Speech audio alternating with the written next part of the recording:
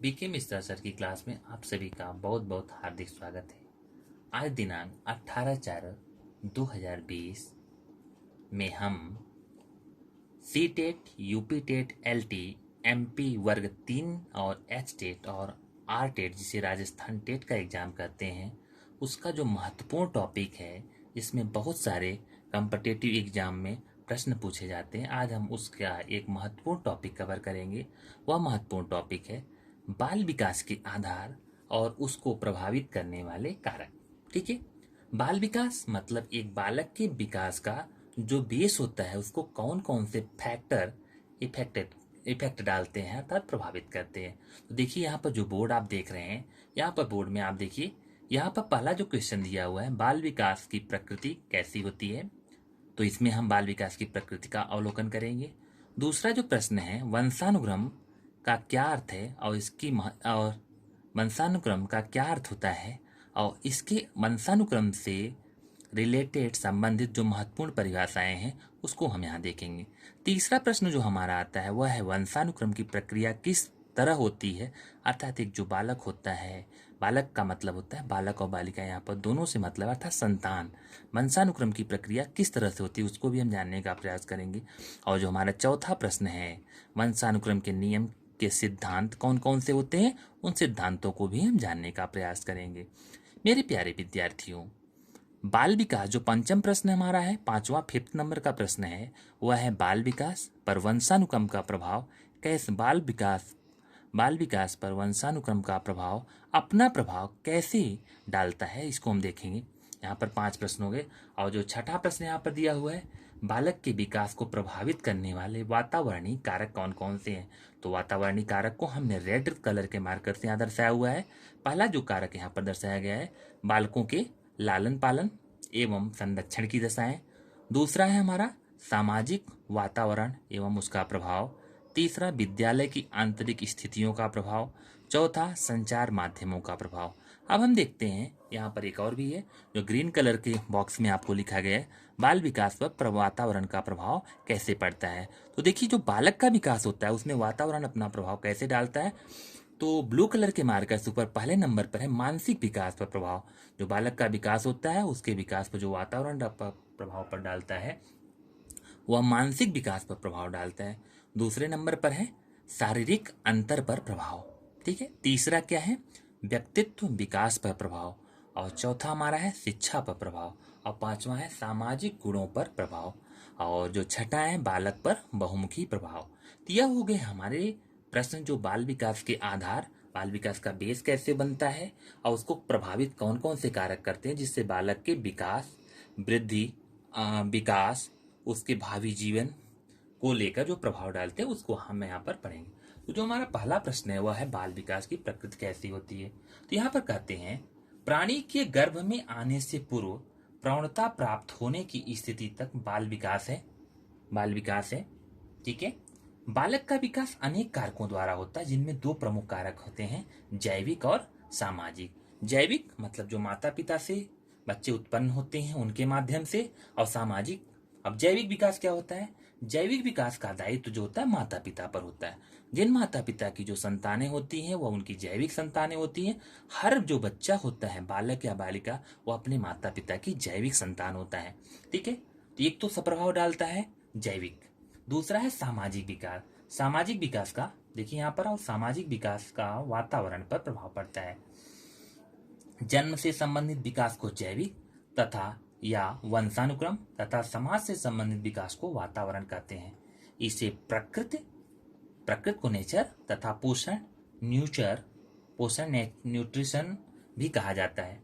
अब देखिए वुडवर्थ एक हमारे प्रसिद्ध मनोवैज्ञानिक है, उनका कहना है कि एक पौधे का वंशक्रम उसके बीज में निहित होता है, जैसा बीज होगा उसी तरह से पौधा होगा। तो वुडवर्थ का क्या कथन है, इस महत्वपूर्ण कथन को मेरे प्यारे विद्यार्थी याद कर लेंगे। वुडवर्थ का कथन है कि एक पौधे का वंशक्रम उसके बीज में निहित है और उसके पोषण का दायित्व उसके वातावरण पर है।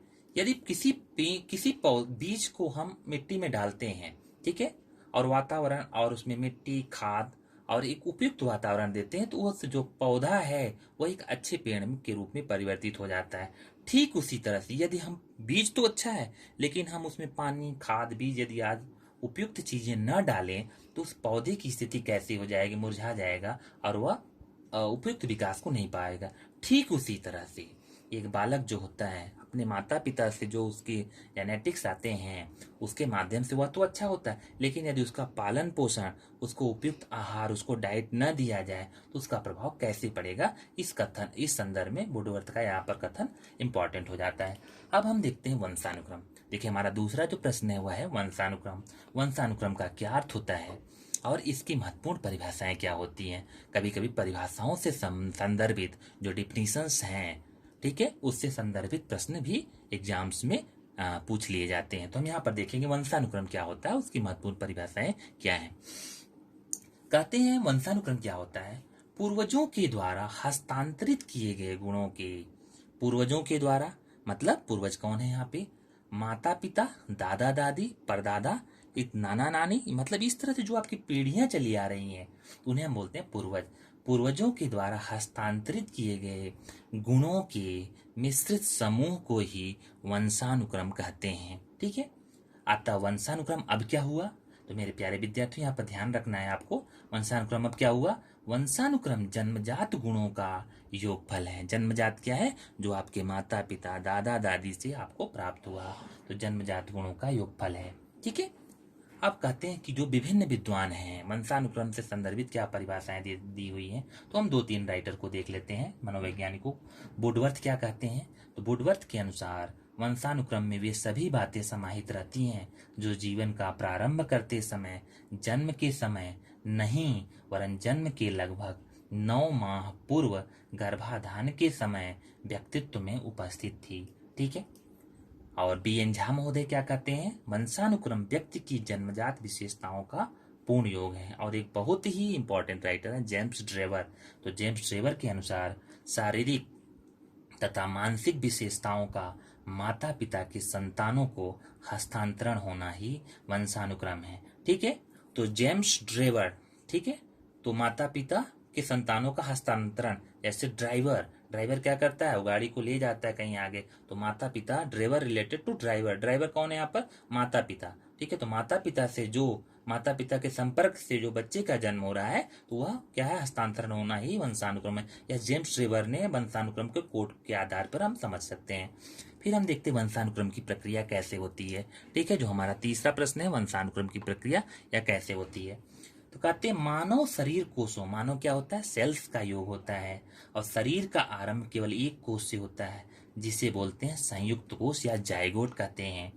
और यह कोष 2, 4, 8, 16, 32, 2, 4, 8, 16, 32 और इसी क्रम में आगे बढ़ता है। संयुक्त कोष दो उत्पादक कोषों का योग होता है और इनमें से एक कोष पिता का होता है जिसे पितृकोष या स्पर्म कहते हैं, और दूसरा माता का होता है इसे मातृकोष या ओवम कहते हैं।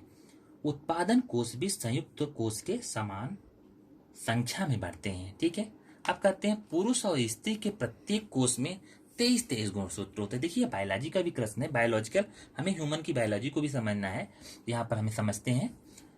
मेरे प्यारे विद्यार्थियों, हमें यहाँ पे एक चीज और भी जानना है कि पुरुष और स्त्री के प्रत्येक कोष में 23 गुणसूत्र होते हैं, और इस प्रकार संयुक्त कोष में गुणसूत्रों के 23 जोड़े होते हैं। तो आपसे प्रश्न पूछा जा सकता है कि संयुक्त कोष में गुणसूत्रों के कितने जोड़े होते हैं, 23। 23 को 2 से मल्टीप्लाई कर देंगे तो 46 अर्थात 46 हो जाएगा गुणसूत्रों के संबंध में।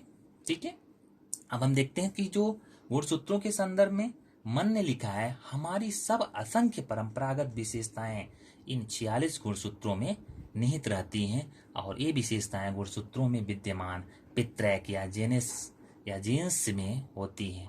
अब देखते हैं संयुक्त कोष क्या होता है, जाइगोट कैसे बनता है। देखिए ये गाढ़ी एवं तरल पदार्थ साइटोप्लाज्म का बना होता है, और साइटोप्लाज्म के अंदर एक नाभिक होता है जिसके भीतर गुणसूत्र या क्रोमोसोम्स होते हैं। ठीक है, अब गुणसूत्र क्या होता है इसको भी समझ लेते हैं। कहते हैं प्रत्येक कोशिकाओं के नाभिक में डोरों की समान रचना पाई जाती है जिनको क्रोमोसोम्स या गुणसूत्र कहा जाता है, और ये गुणसूत्र सदैव जोड़ों में पाए जाते हैं। ठीक है, अब पित्रैक या जीन्स क्या होता है इसको भी जान लेते हैं। कहते हैं गुणसूत्र के अंदर वंशानुक्रम के अनेक निश्चयात्मक तत्व पाए जाते हैं जिन्हें पित्रैक या जीन कहा जाता है। जैसा कि एनास्टासी ने कहा है कि पित्रैक वंशानुक्रम की विशेषताओं का वाहक है जो किसी न किसी रूप में सदैव हस्तांतरित होती है। यहाँ पर हमारे 3 प्रश्न कंप्लीट हुए। चौथे प्रश्न की तरफ हम बढ़ते हैं। वंशानुक्रम के नियम और सिद्धांत क्या है। यहाँ पर देखिए विद्यार्थियों, चौथा प्रश्न दिया हुआ है, वंशानुक्रम के नियम और सिद्धांत कौन कौन से हैं। तो पहला जो नियम है बीज कोष की निरंतरता का नियम।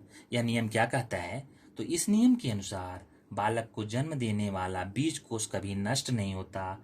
इस नियम के प्रतिपादक बीजमैन का कथन है, बीज कोष का कार्य केवल उत्पादक कोषों का निर्माण करना है, और जो बीज कोष बालक को अपने माता पिता से मिलता है, अर्थात माता पिता जैसे होते हैं उसी तरह से बीज मतलब जीन्स वो बच्चों में आते हैं। तो माता पिता से मिलता है और उसे वह अगली पीढ़ी को हस्तांतरित कर देता है। इस प्रकार बीज कोष पीढ़ी दर पीढ़ी चलता रहता है। ठीक है, तो यह हुआ हमारा बीज कोष की निरंतरता का नियम। ठीक है, अब हम दूसरा नियम देखते हैं, समानता का नियम। इस नियम के अनुसार जैसे माता पिता होते हैं वैसे ही उनकी संतान होती है। एक हमारे मनोवैज्ञानिक हैं सोरेनसन ने लिखा है कि बुद्धिमान माता पिता के बच्चे बुद्धिमान तथा साधारण माता पिता के बच्चे साधारण होते हैं। इसी प्रकार शारीरिक रचना की दृष्टि से भी समान होते हैं। लंबे माता पिता के बच्चे अधिकांशतः लंबे होते हैं तथा नाटे ठिगने माता पिता के अधिकांश बच्चे उसी तरह से छोटे होते हैं। ठीक है, अब तीसरा जो हमारा नियम है विभिन्नता का नियम। यह नियम क्या कहता है, विभिन्नता का नियम। इस नियम के अनुसार बालक अपने माता पिता के बिल्कुल समान न होकर कुछ भिन्न होते हैं। इस नियम के प्रतिपादकों में डार्विन व लैमार्क आते हैं। ठीक है, जैसे जिराफ को आप देखते हैं, एक लंबी प्रक्रिया के दौरान जिराफ पानी का अभाव हो गया और जिराफ ने घास खाने के प्रयास में अपनी गर्दन को लंबा करता गया और एक आज वर्तमान में जिराफ की जो गर्दन होती है वह लंबी होती है।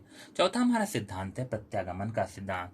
इस नियम के अनुसार बालक में अपने माता पिता के विपरीत गुण पाए जाते हैं और ठीक है, इसे बोलते हैं। और विद्वानों ने निम्न धारणाएं प्रस्तुत की, यदि वंश सूत्रों का मिश्रण सही ढंग से नहीं हो पाता है तो विपरीत विशेषताओं वाले बालक विकसित होते हैं। दूसरा है जागृत और सुषुप्त दो प्रकार के गुण वंश को निश्चित करते हैं और विपरीत विशेषताएं सुषुप्त गुणों का परिणाम होती। सुषुप्त गुणों से तात्पर्य सोती हुई या मंद या धीमी गति। अब पांचवा हमारा है अर्जित गुणों के संक्रमण का नियम। लैमार्क ने इस नियम का समर्थन करते हुए लिखा है कि व्यक्तियों द्वारा अपने जीवन में जो अर्जित किया जाता है वह उनके द्वारा उत्पन्न किए जाने वाले व्यक्तियों को संक्रमित करता है। और जो सबसे महत्वपूर्ण सिद्धांत है वह है मेंडल का नियम। मेंडल क्या है, तो मेंडल कहते हैं, मेंडल ने वर्ण संकर प्राणी या वस्तुएं अपने मौलिक या सामान्य रूप की ओर अग्रसर होती है, और इस नियम को चेकोस्लोवाकिया के मेंडल नामक पादरी ने प्रतिपादित किया। मेंडल ने मटर और चूहों पर किए गए प्रयोगों के आधार पर निम्न निष्कर्ष प्राप्त किए। ठीक है, पहला, बालक में माता पिता की ओर से एक एक गुणसूत्र आता है। गुणसूत्र की अभिव्यक्ति संयोग पर निर्भर करती है। एक ही प्रकार के गुणसूत्र अपने ही प्रकार की अभिव्यक्ति करते हैं। जागृत गुणसूत्र अभिव्यक्ति करता है तथा सुषुप्त नहीं। अब कालांतर में यह अनुपात 1:2, 2:4, 1:1 और 1:1 हो जाता है। ठीक है, अब हमारा है पांचवा जो हमारा प्रश्न है, बाल विकास पर वंशानुक्रम का प्रभाव कैसे डालता है। बाल विकास पर वंशानुक्रम प्रभाव कैसे डालता है, तो इसको हम देख लेते हैं। पहला जो हमारा है वह है तंत्रिका तंत्र की बनावट। तंत्रिका तंत्र में प्राणी की वृद्धि, तंत्रिका तंत्र की बनावट। दूसरा है बुद्धि पर प्रभाव। तीसरा है मूल प्रवृत्तियों पर प्रभाव। चौथा है स्वभाव पर प्रभाव। पांचवा है शारीरिक गठन पर प्रभाव। छठा है व्यावसायिक योग्यता पर प्रभाव। सातवां है सामाजिक स्थिति पर प्रभाव।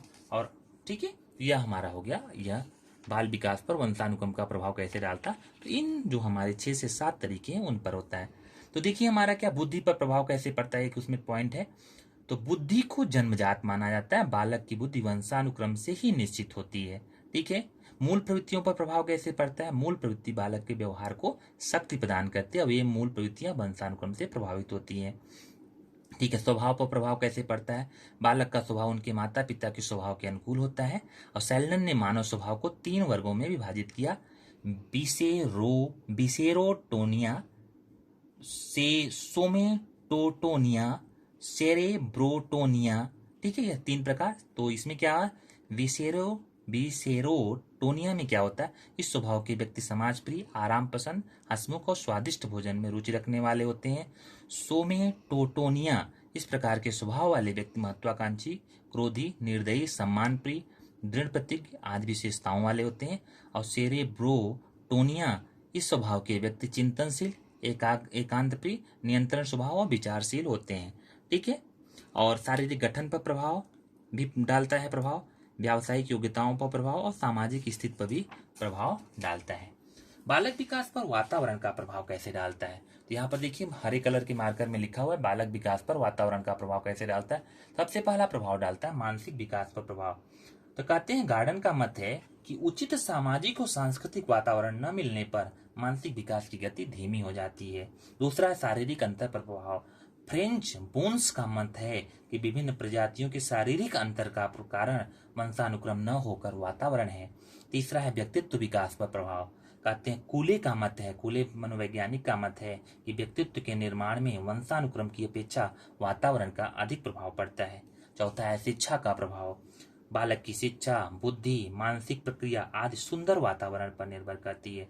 अतः शिक्षा के क्षेत्र में बालकों का सही विकास उपयुक्त शैक्षिक वातावरण पर ही निर्भर करता है। पांचवा हमारा है सामाजिक गुणों पर प्रभाव। बालक का सामाजिकरण उसके सामाजिक विकास पर निर्भर होता है और समाज का वातावरण उसे सामाजिक गुण एवं विशेषताओं को धारण करने के लिए उन्मुख करता है। ठीक है।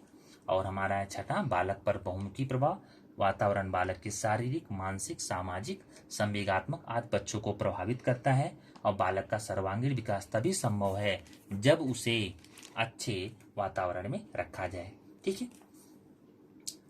अब आता है वंशानुक्रम और वातावरण का क्या संबंध में, इसको भी हम देख लेते हैं।